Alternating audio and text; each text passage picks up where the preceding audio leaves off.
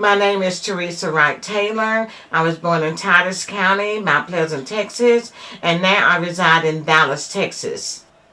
Me living in Dallas, Texas, and my sister Sharon living in San Antonio, Texas, we couldn't from afar take care of these houses. So our nephew, Glean Burdon, volunteered. And that is one of the pivotal moments that we felt like we was getting somewhere. My name is Sharon Wright Davis. I was born in Titus County, Mount Pleasant, Texas, and I reside in San Antonio, Texas. My regret, business-wise, is not being closer. By being in San Antonio, it is an effort to pack up and come down there, but that's my only regret, is not being closer. But other than that, I got my little family there going on, and they include me.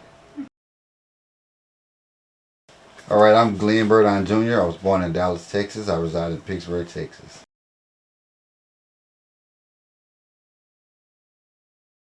I'm Tavaka Grant. I live at 405 Terry Street in Pittsburgh, Texas. I've been here maybe about a week now. In Pittsburgh, it's really not a lot of rental properties. The ones that we do have, mostly people get in them and pretty much stay in them. So we don't have a lot, to look for when we do get ready to look. We really have to kind of go out of town, unless you know someone. And that's kind of how this was with me. I needed a place to stay. I knew JR, so I got in contact with him, and he got in contact with his aunt, Teresa, and it went from there. Hi, my name is Phyllis Parnell. I live in Pittsburgh, Texas. I've known one person, I think, that rented from Miss Tibba and Mr. Arvis. It was Annie Mae Wright Gilmore, I think, is her married name. But she rented the house here on Martin Luther King Avenue. And she seemed to like it, and the house was nice. So and she always said that they were good people, and they were church members as well. So they've been knowing me all my life. I came to Pittsburgh with my grandmother, which I was reared by, I was 10 months old. So I'm 65 now, and I've been knowing them for at least 60 years. As far as their housing and how they keep their houses up, different ones that I heard talk about it said that they were good landlords. They try to work with the community to help people instead of trying to, get pennies for themselves. Both Miss Tibba used to cook and feed almost the whole community if they needed to be fed, and even housed. She and Mr. Arvis both just worked hard. I think she was a stay-home mom, and but being a stay-home mom, she worked out. She had a garden, and you could come and pick peas and greens out from her garden.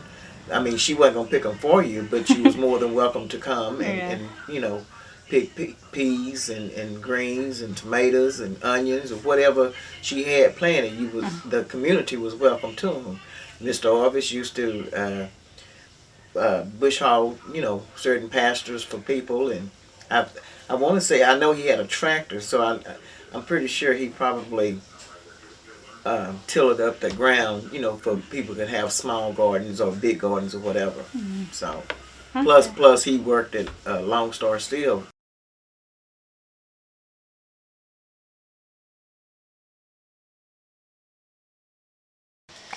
My name is Arvis Wright, and I'm 85 years old. Born and raised in Pittsburgh, Texas. I'm at Elizabeth Asbury. I forgot what year. 1955. We got married 1957.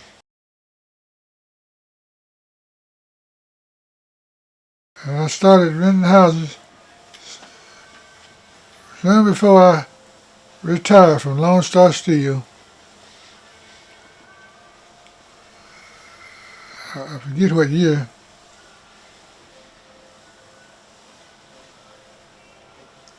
We started with 2 houses.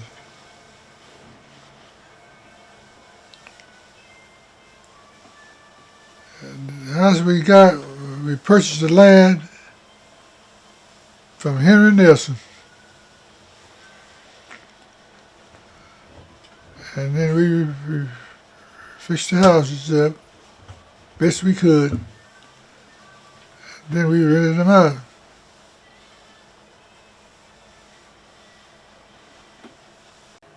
Well, I became landlord and Sharon became landlord in 2014.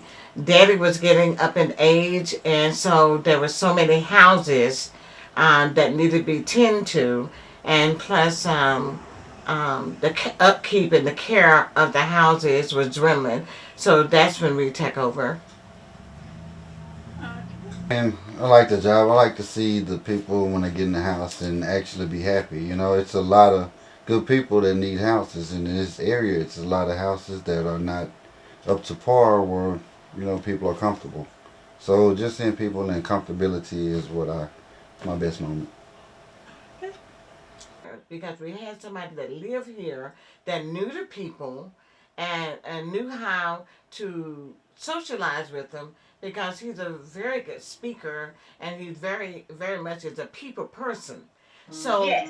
having that aspect, and he was good with numbers. Very Oh good my with goodness. numbers. And still is. And He's and very so good with numbers. that has And we helped are so grow the thankful for him. business. That has really helped grow the business. About not being able to do it without Teresa. That's the most challenging. Just like she said, being in San Antonio and she in Dallas, and being able to find reliable providers for our dad in Pittsburgh, Texas, and keeping up the rent houses. That's challenging. The most challenging part for me is when we have to evict someone. And Sharon, JR, Glenn, and I, we try to be fair to everybody. But somebody's losing. Somebody's not having a home that they can call their home. But we always try to be fair. We always give people chances. We give them deadlines and things like that, and they don't follow through. It can be very frustrating and also very sad. So that's the most challenging part for me. The most challenging part to me is, I mean, it's like I look at everybody as equal, and I have the kindest heart. I kind of let people slide and get away with stuff, but I'm working on that. And it's like it's hard to like people you grow up with and know and have to deal with on a daily basis in this area staying here. It's hard to like really just tell them no. Like I mean, I recently had to do it and I dealt with it, you know. But you It's know, hard. it's hard. But the show must go on. Basically, half of the time I don't even want to go into people's houses. I'm putting on masks, shields, gloves. I'm coming in with one of those suits. Like what are those suits called? Hat man. The hazmat suit. Hazmat. It's like I mean, because a lot of people are not taking it serious. We have people still partying, running around with no mask on. It's a lot. So it's that's I mean the COVID-19 has made the business a little bit scarier because you don't know what that person is doing. So we try to jump with modern day technology like Cash App for paying your rent, just stuff where it's no touch relationship like. Involved. The tenants, they were on board with it, but there's some, as JR can tell you, that have been older that they say, I can write a check and deliver it to Arvis Wright house. But that's one of the things we're trying to keep our fathers safe. They cannot deliver here anymore because of this pandemic. So that's also the most challenging is trying to make the ones that are stuck in their ways jump to modern day Change. technology. You know, it's kind of that's a challenge. Yes. Okay.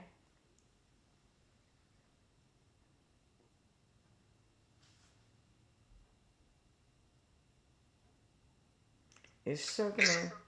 It's circling, circling, circling. There was a problem trying to confirm your payment. No, it just went through. It went through? So, It went through? yeah. Oh, okay. Well, why come it keep saying pay? No, it's gonna take it off in a minute. All you gotta do is Mm-hmm. close Tab down and refresh it. Okay, close it down. Okay. Rewarding, the rewarding part is carrying on our family legacy. Mom and dad, um, I was a little girl when they started buying two houses. Then there came three, and then there came four. And so they got all these houses, and the main reason that they started this family business is because they wanted to help people, especially single black women that had children. Because in this rural part of Texas, there weren't many opportunities for good housing for single women with Black people. children and black single women with children. But we have evolved, and so it doesn't matter what racial line that needs our houses. We rent. We rent to anybody. But that was the beginning of it because the housing authority here in this small town did not want to help these black women that were single that had children and fair housing. And so carrying on our family legacy is one point, but also evolving. And everybody around in town, they know that we're good landlords. We got a good manager here. We will hear it from you, but we also want to be real with the people and say we see this, we see that, and so basically, I mean, I really don't even think.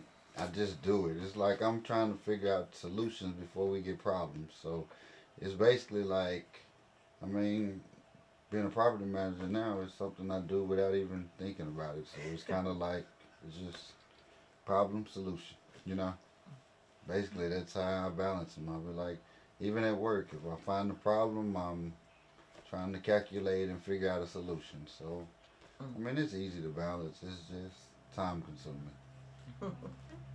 the houses belong to the three surviving children of Elizabeth Asbury Wright and Arvis Wright.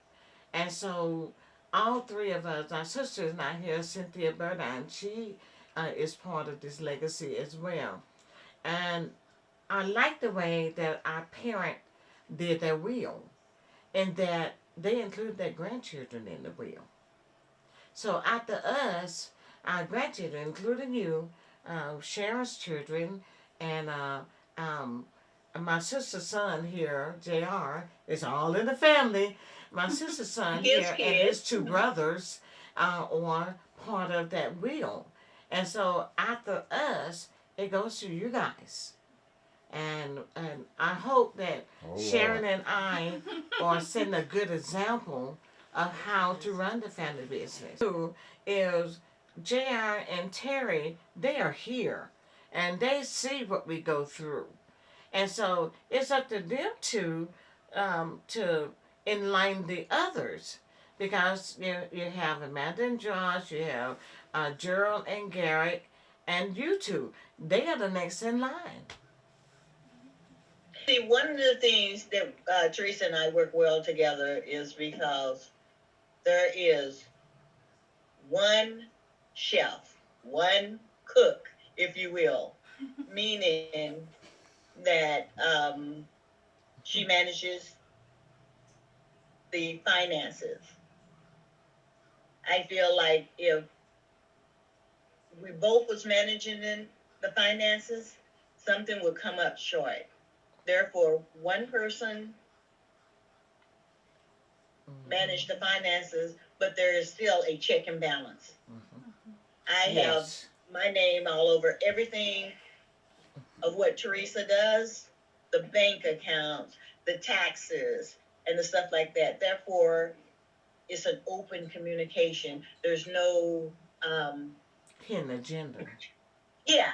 I mean, the vision is what you see. I hope, eventually we grow to doing more than just rent houses, Like, it's a lot of things we can do, like, as a family, like we used to do.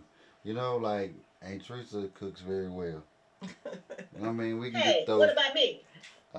You in San Antonio, I can't eat your food right now. I know I don't cook well, but it's okay. No, you do cook well. You cook well. Yeah. Yeah, you do. And it's just like.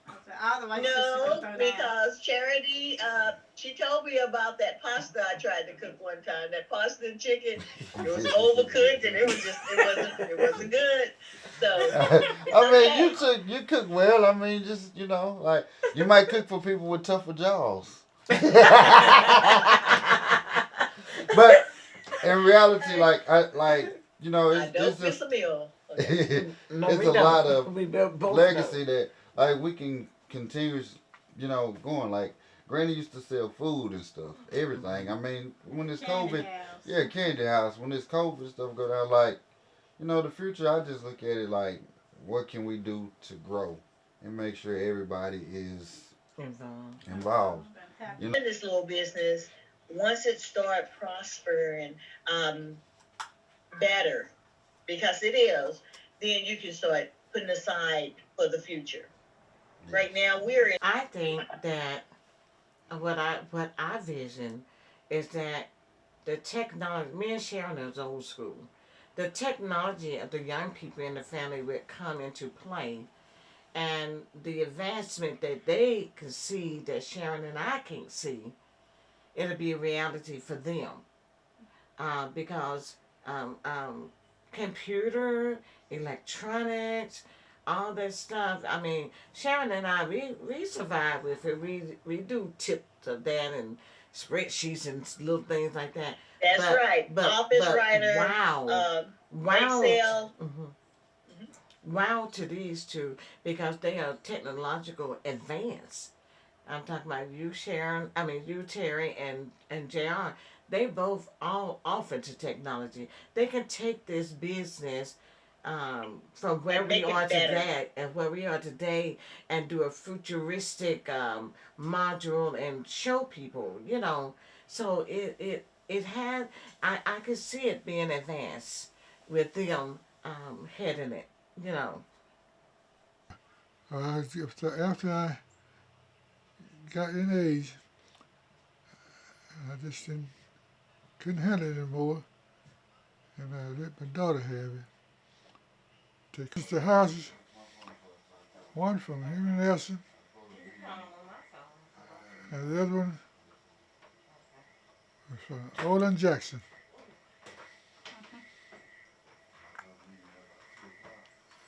Yeah, we did a lot of work on them.